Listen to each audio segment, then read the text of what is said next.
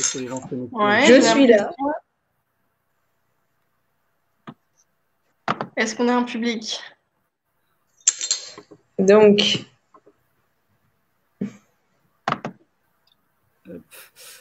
Bonjour à tous, bienvenue sur Forefoot Channel, c'est notre chaîne officielle maintenant.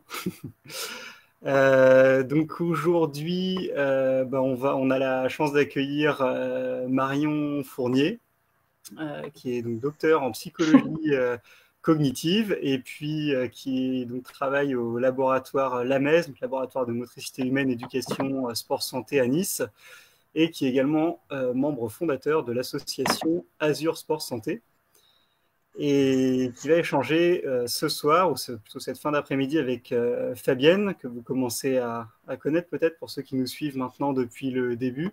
Donc Fabienne Cherdeau, qui est podologue et qui intervient dans une formation sur le thème de douleur et communication pour Forefoot avec Alexandre Wickham.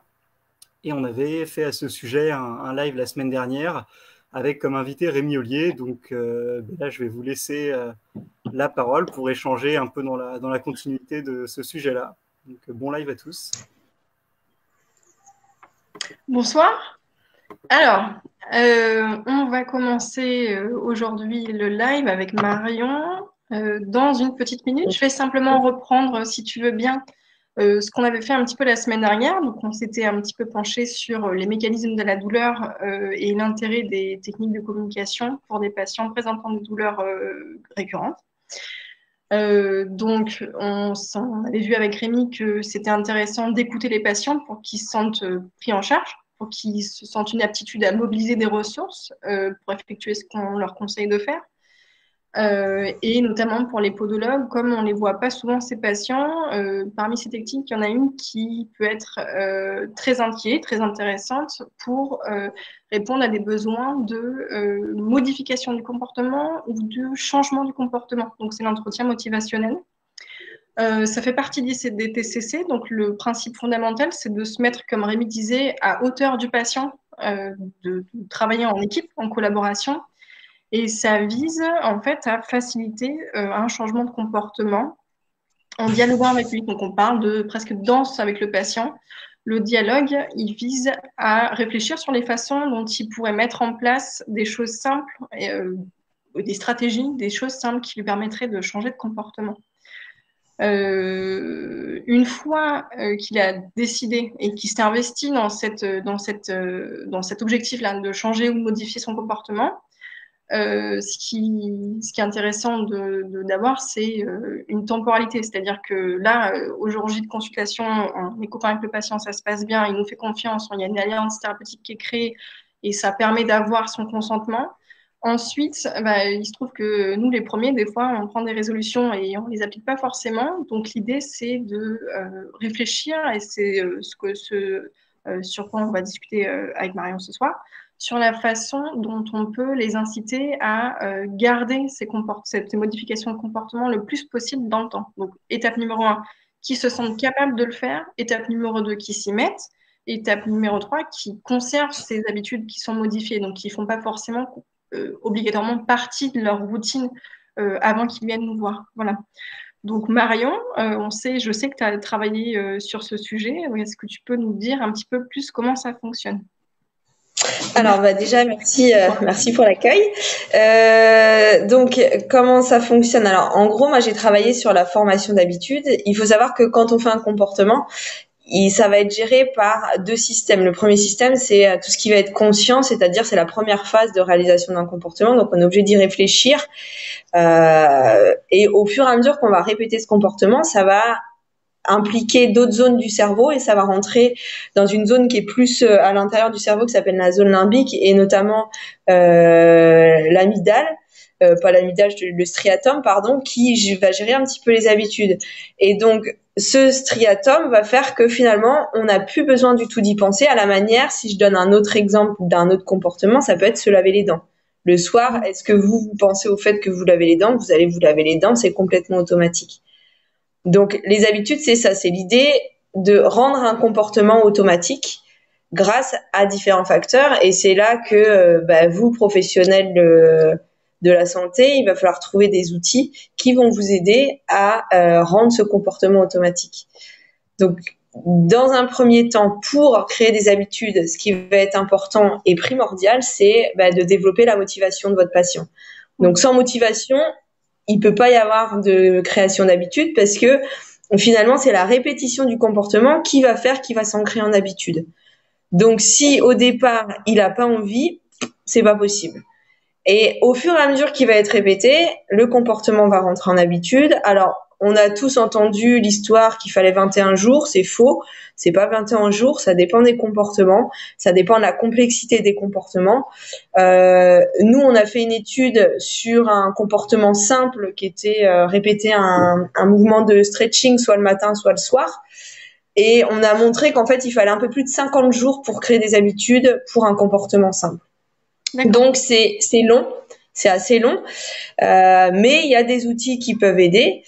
Et déjà, donc tout à l'heure, tu as parlé de l'entretien motivationnel. Je pense que ça, c'est la base pour impliquer le patient, pour qu'il se sente pris en charge, pris en compte, et que vous, professionnels, vous puissiez un petit peu comprendre finalement quels sont ses freins, qu'est-ce qui le bloque dans le fait, par exemple, de porter des semelles. Est-ce que c'est ce qu'il oublie? Souvent, c'est ça. Ce qui ressort, c'est que finalement, c'est un problème de mémoire, ce qui s'appelle la mémoire prospective. Et donc, pour ça, il y a des outils. Donc, soit il oublie, soit il y a un problème, il y a un blocage quelque part parce que finalement, il n'y croit pas, ou c'est à la maison, c'est mal placé, les semelles, il les place à un endroit qui est pas forcément le meilleur, il y pense plus, ou il les cherche, ou enfin voilà. Donc déjà comprendre un petit peu les blocages, je pense que ça peut être hyper important.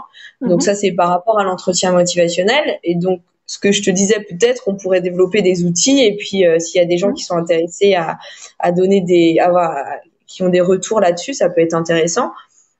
Et ensuite, une fois qu'on a compris un petit peu la motivation du patient, ça va être de créer des habitudes.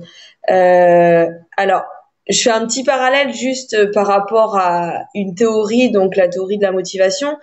Celle que moi j'ai utilisée le plus, c'est la théorie de l'autodétermination. Et je pense que vous, professionnels de la santé, vous avez un impact et une place très importante là-dessus pour justement mettre en place un climat qui soit favorable au changement de comportement. Donc déjà, je pense de votre statut, grâce à votre statut, vous avez déjà une place assez importante et aidante pour faire changer de comportement vos patients. Mais ensuite, et ça, je pense qu'on va avoir du mal à en parler très très longuement, parce que je pourrais en parler très longtemps sur les climats qui favorisent les changements de comportement. Mais en gros, ce qui serait important, c'est pour faire très rapide, faire verbaliser le patient, essayer de le rendre compétent dans ce qu'il fait. En fait, c'est satisfaire ce qu'on appelle les 3 besoins psychologiques fondamentaux. Mais bon, je le développerai plus tard si on a le temps. Et donc, dans un premier temps, une fois qu'on a compris la motivation du patient, qu'est-ce qu'on va faire? On va l'aider à créer des habitudes. Alors, le cadre théorique des habitudes, déjà, qu'est-ce que c'est les habitudes? C'est répéter un comportement dans un contexte. Et qu'est-ce qui va favoriser les habitudes? C'est des stimuli de l'environnement.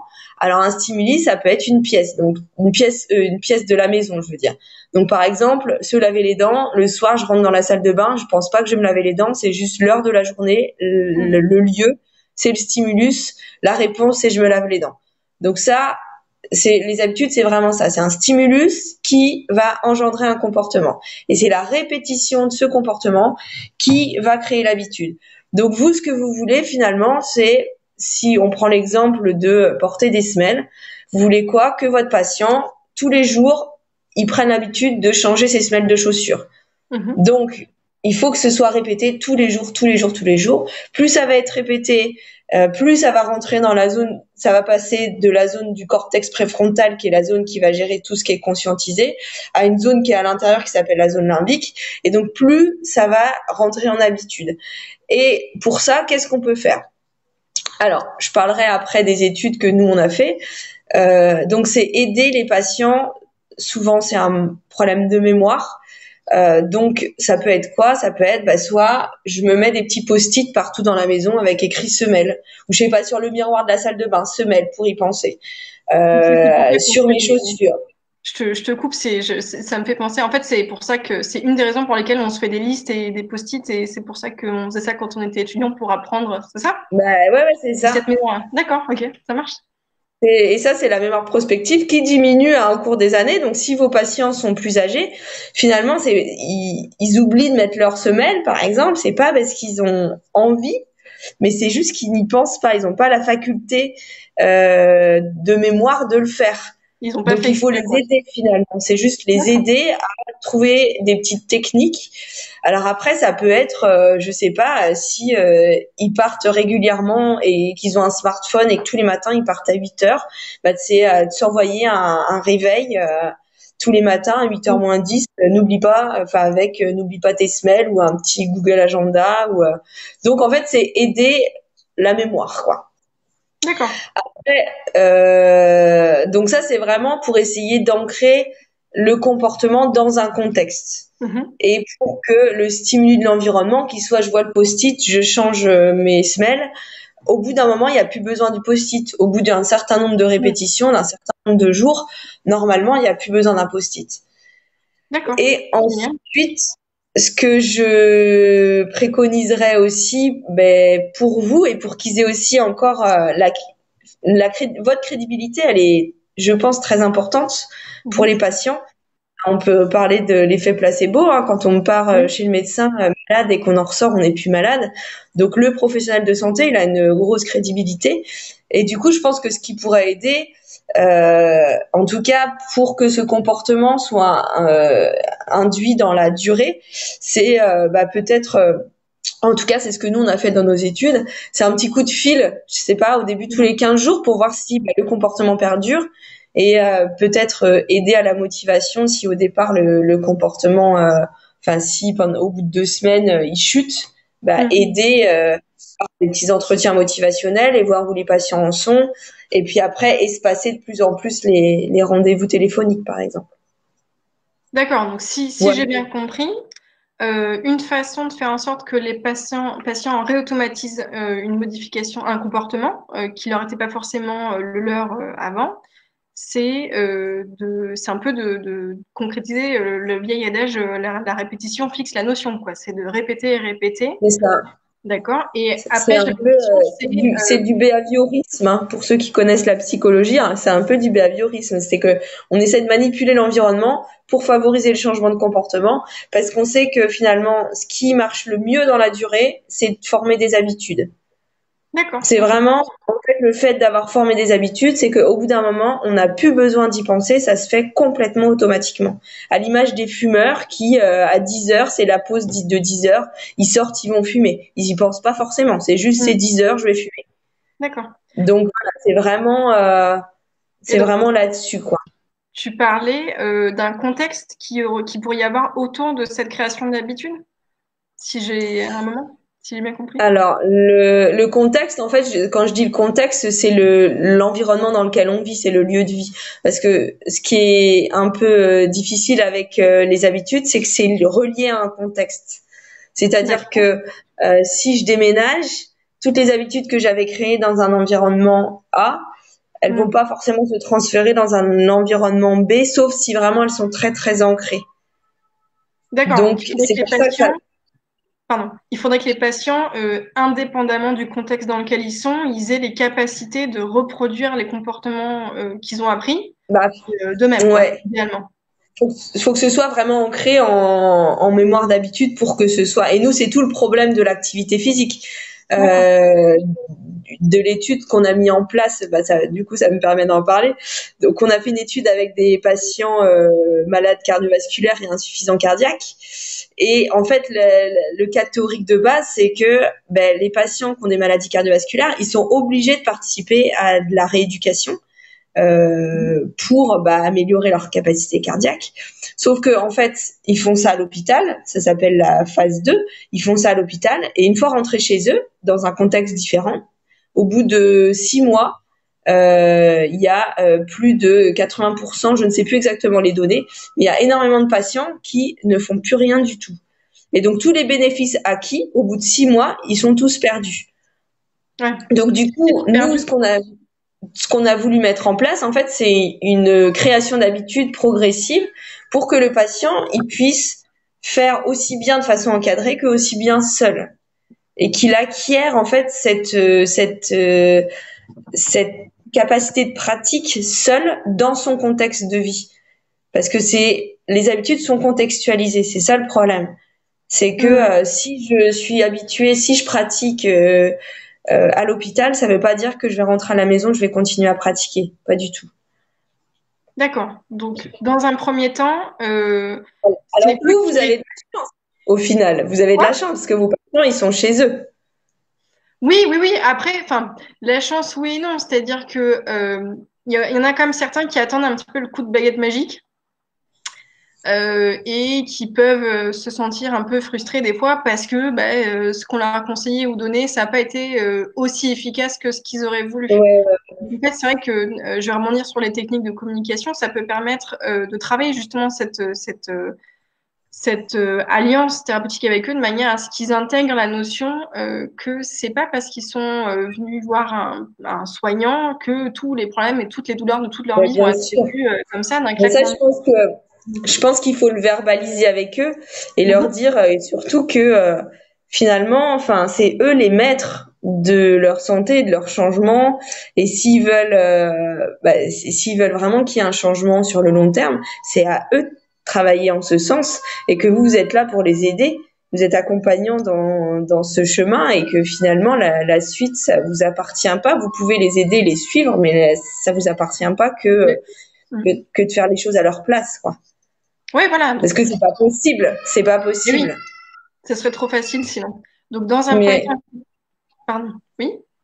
Non, vas-y.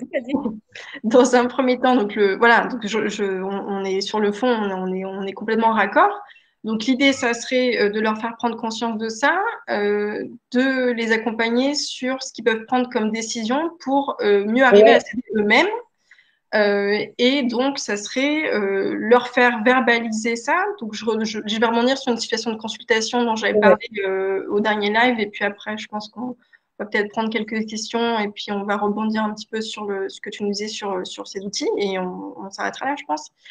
Voilà, qui avait des idées assez ancrées sur ce que c'était le bien-être et ce que ça représentait pour lui. Malgré le fait qu'il ait eu des expériences pas forcément très concluantes avec d'autres thérapeutes pour son mal de dos précédemment, il est arrivé quand même au cabinet relativement convaincu que les semelles allaient l'aider. Et donc, j'ai fait ce qui est complètement complémentaire aux techniques de communication, c'est de faire vivre en fait aux patients une expérience positive pendant la consultation, à savoir lui faire ressentir le fait que sa douleur diminuait quand il se penchait en avant et sur le côté, sur le calage de semelle. Donc ça, c'est une façon de communiquer sans mots. Et ensuite, ça lui est fait verbaliser. Donc, c'est ce que tu dis. Peut-être que le fait de verbaliser en premier lieu, ça leur permet de mettre un pied un petit peu dans cet engagement. Peut-être que ça joue un petit peu sur cette prise de conscience qu'ils peuvent avoir. Et alors, si je peux faire juste un petit aparté, je pense que la verbalisation, parce que si je comprends bien, là, quand tu parles de verbalisation, c'est plus par rapport à des sensations vécues sur le moment par rapport au fait de se mettre sur les semelles, non? Ou c'est parce que juste moi, quand je parlais de verbalisation, c'était vraiment, en gros, qu'est-ce que vous attendez des semelles? Ah oui, d'accord. C'est quoi? Qu'est-ce que ça va vous apporter dans votre vie quotidienne?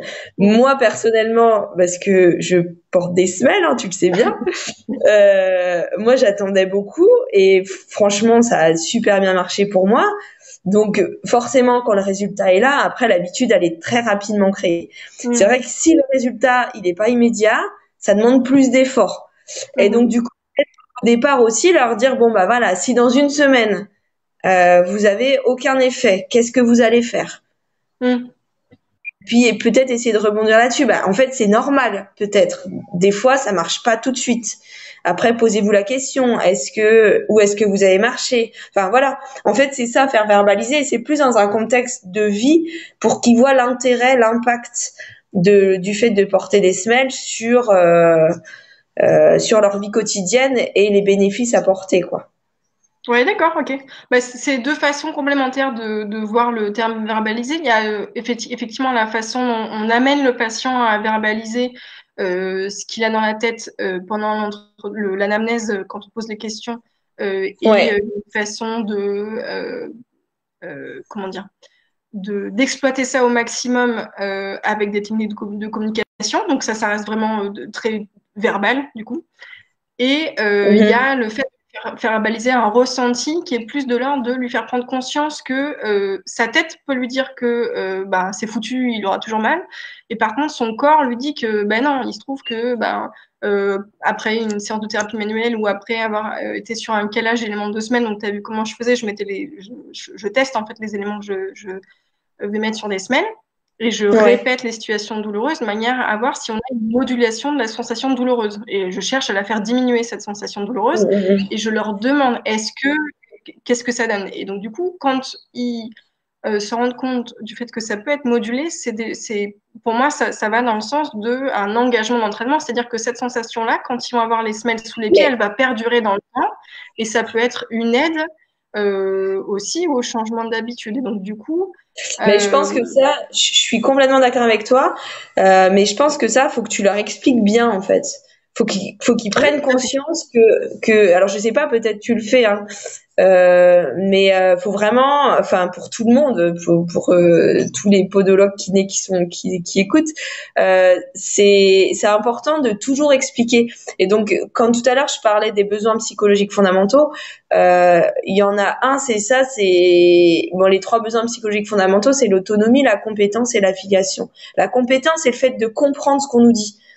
Et du coup, si on se sent plus compétent, on va être plus motivé pour faire un comportement.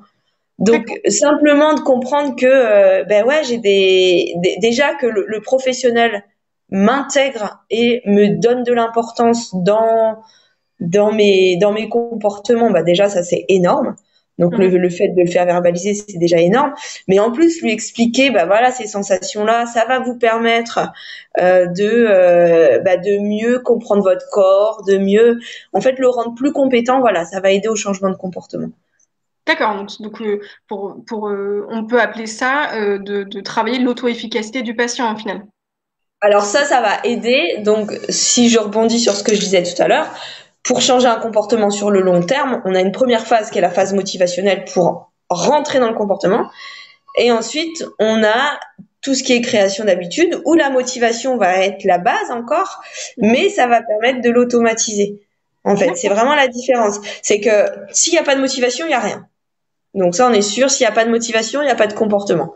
Après, il faut la motivation pour changer un comportement, mais pour qu'il soit changé sur le long terme, ça va pas être suffisant. Pour qu'il soit changé sur le long terme, ce que montre la science, c'est que il faut le changer en habitude. Ok. Donc du coup, première étape, les post-it. Est-ce qu'il y a un texte en particulier à écrire? C'est eux qui choisissent? C'est nous qui... Alors, nous, ce qu'on avait fait dans nos études, c'est qu'on a essayé justement que ce soit les patients eux-mêmes.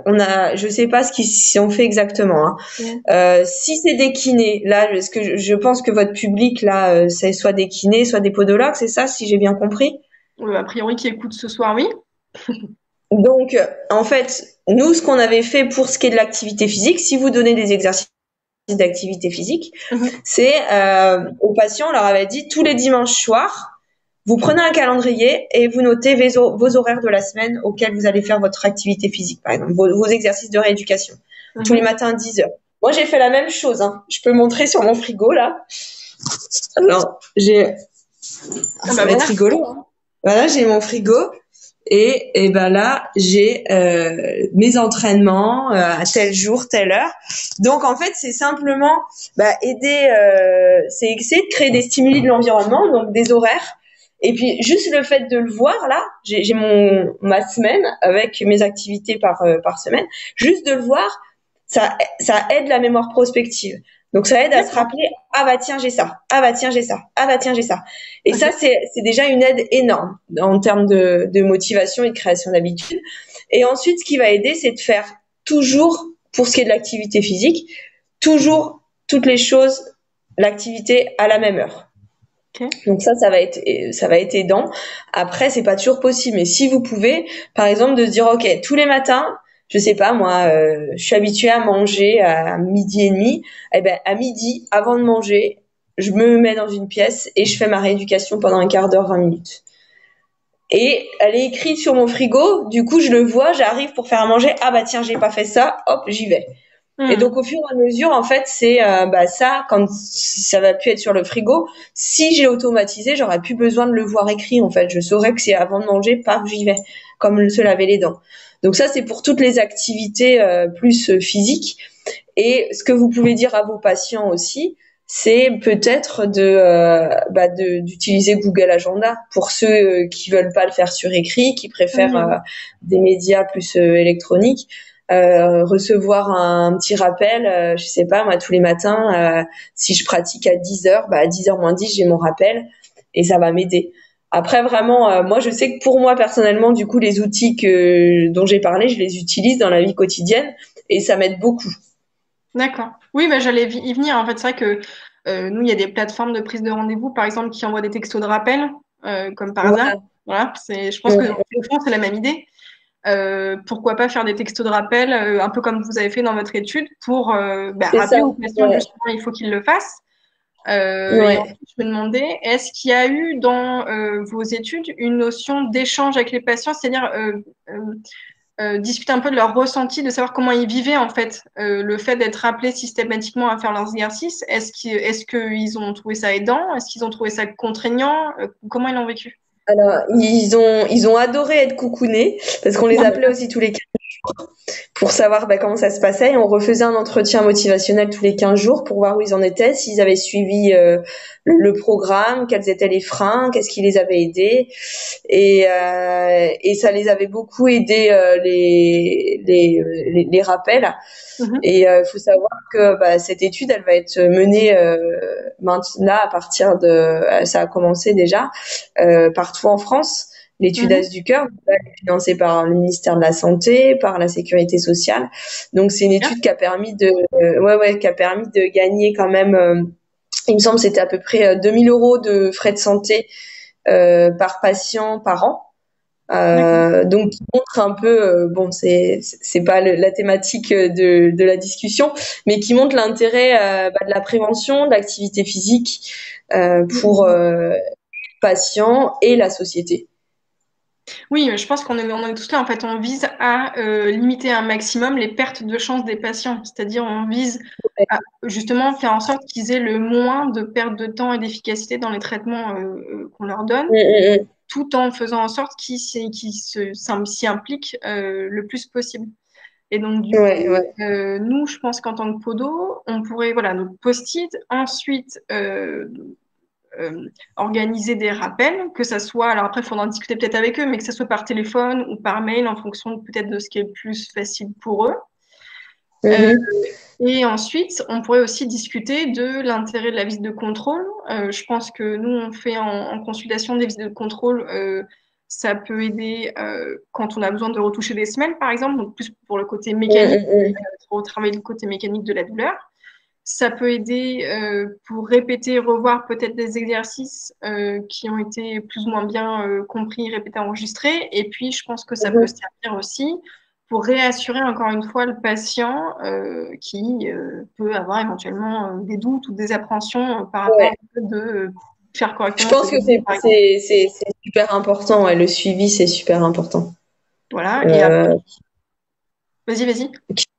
Qui se sentent quelqu'un, qui se sentent aidés, parce que c'est pas facile de créer des habitudes. Si vous voulez un changement sur le long terme, c'est pas facile. S'il y a pas des résultats immédiats, c'est pas facile. Oui, là, encore une fois, je pense que l'avantage qu'on a avec les semelles, c'est qu'il y a cette chance, comme elles sont sous les pieds toute la journée, s'ils les mettent toute la journée, d'avoir des résultats quand même rapides et d'engager ensuite cette adhérence au traitement du patient. Je pense que ça peut se faire pas mal comme ça. Ok, je regarde un petit peu les questions. Je vois que ça parle diabète. Est-ce que tu as travaillé sur le diabète, Marion? Alors, on n'a pas fait d'études sur le diabète, mais avec l'association, en fait, les activités physiques qui sont proposées, elles sont pour toutes les personnes qui ont des ALD, des affections Mhm. longue durée, donc dont le diabète. Après, voilà, en fait, quand on travaille sur des pathologies, alors moi, j'encadre pas, hein, donc j'ai pas les connaissances spécifiques sur qu'est-ce qu'on peut faire avec tel patient. Moi, je suis plus au-dessus à créer les programmes Mhm. par rapport à ce que dit la science, et même pas créer les programmes en tant que tels, hein, mais vraiment le cadre théorique. Euh, En tout cas, oui, on a bossé avec des personnes qui avaient le diabète. Et ceux que ça intéresse, vous pouvez aller sur le site d'Azur Sport Santé. Il y a plein d'infos sur ce qu'on fait, ce que fait l'association, ce qui va se faire ensuite. D'accord, super, super intéressant. Ok. Oui, je vois que ça discutait technique vraiment très précise sur les décharges de plaies diabétiques. Et effectivement, c'est des patients pour lesquels ça peut être un peu épineux de discuter changement de comportement. C'est des patients sur lesquels la maladie peut avoir un impact pas négligeable. En fait, au final, toutes les personnes qui ont des ALD, hein, ceux qui ont des maladies cardiovasculaires, on avait des patients qui avaient pas de pouls parce que ils s'étaient fait enlever ou ils avaient des batteries pour qui simulaient les battements cardiaques. Du coup, ils avaient pas de pouls du tout. Ah oui, Donc d'accord. on a bossé. Enfin voilà. Après, en fait, toutes les pathologies ont des choses qui font que il y a des choses à surveiller spécifiques, mais pour toutes les pathologies, l'activité physique, elle va être primordiale en fait. Mais bon, c'est plus le sujet de changement de comportement On déborde un de petit peu. cette thématique. Voilà, bah écoutez, je pense qu'on peut s'arrêter là. Je vois qu'Alexis a parlé oui, l'éducation du chaussage des patients. C'est pareil en fait. Là, je pense qu'il y a un intérêt avec de discuter avec lui. Euh, Pourquoi déjà il a l'habitude de mettre ses chaussures? Qu'est-ce qu'il en attend? Qu'est-ce que ça représente pour lui? À quel point il est prêt à faire des concessions sur le chaussage? Euh, et je pense qu'il faut se méfier un petit peu dans ces cas-là quand on essaye de convaincre le patient de ce qui est bien pour lui sans l'écouter avant. Ce qui peut Ouais, arriver, tout à c'est de lui fait. donner des Ça, c'est armes, la base. voilà. Mm. Mais des fois, on peut s'enflammer un petit peu et puis des fois, il peut reprendre un peu ce qu'on a dit pour aller un peu dans l'autre sens. Parce qu'en fait, il y a toujours deux options. Quand on parle changement de comportement, on peut penser aux raisons qui poussent à changer, mais on peut aussi penser aux raisons qui poussent à ne pas changer. Donc, c'est vrai que Ouais, ouais, ouais. c'est le côté un peu dont je parlais tout à l'heure, le fait C'est de ça, c'est lancer les le freins patient. dont on parlait tout à l'heure, tu Voilà. vois. Donc là, il y a Freins des qui vont. qui vont le faciliter dans son changement. Donc il y a une notion de guidage et ce guidage, ça prend. Donc encore une fois, il y a des techniques pour ça. Donc l'entretien motivationnel s'en fait partie. Et puis il y a aussi une notion de ressenti du patient. Euh, Mm, L'expérience, c'est des choses qui s'apprennent vraiment toute la vie, quoi. ouais, complètement. Voilà. Écoutez, si vous avez des questions, c'est le moment. Sinon, je pense que on va s'arrêter là. Donc pour reprendre concrètement pour nous les podos, je pense donc discuter avec le patient, les post-it, élaborer une façon d'engager des rappels en fait de manière régulière par rapport aux exercices qu'ils ont à faire, en discuter avec eux et faire une visite de contrôle si le besoin s'en ressent et pourquoi pas même une téléconsultation, c'est dans l'air du temps en ce moment. Donc tout ça, c'est à discuter en fonction des besoins du patient. Oui, on dit la motivation avant tout. Bah oui, je pense qu'on en est tous là. Écoutez, merci d'avoir Ouais. participé à ce live. Merci beaucoup à toi, Marion. On te souhaite Merci à vous. bonne Si chance vous pour avez de d'autres votre questions, fille. n'hésitez pas, hein. Voilà. Ok. Voilà. Merci. Ciao. Bye bye.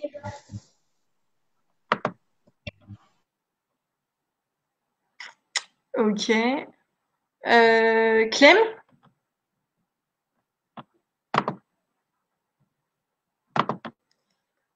Ah, je t'ai perdu.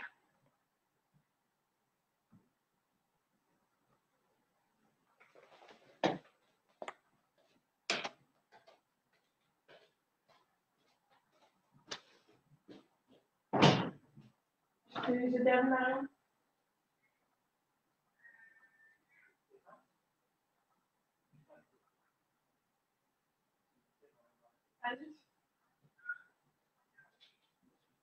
Mais non, j'ai arrêté.